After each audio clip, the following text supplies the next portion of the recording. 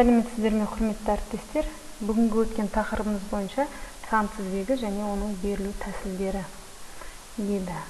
Енді сандар тізбегінің берілу тәсілдеріне келетін болсақ, сандар тізбегі бізде баяндау тәсілі, аналитикалық, рекурренттік және графиктік, не болмаса кестелік деп те айтылады. Енді баяндау тәсіліне келетін болсақ, ең бірінші баяндау әрі сипаттау деп аталады. Бұл көбінде бізде сөзбен беріледі.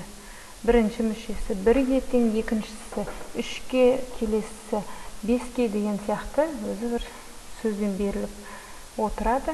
Аналитикалық тәсіл бұл бізде көбінде формуламен беріледі. n тең n бөлінген 1 қосылған n деген сияқты. Осылай ажыратуға болады. Рекурренттік тәсіл.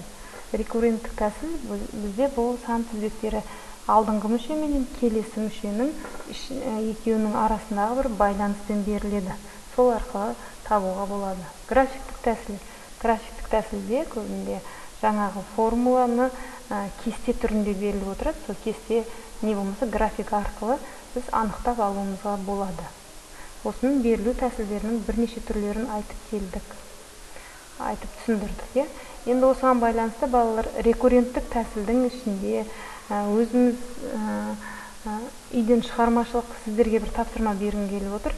Өздеріңіз үйден рекурренттік тәсілге жататын Фибоначчи тізбегі деген бар. Ол өмірде кездеседі. Осы тізбек туралы өздеріңіз оқып, дайындалып келсеңіздер келесі сабаққа өте жақсы болушы еді.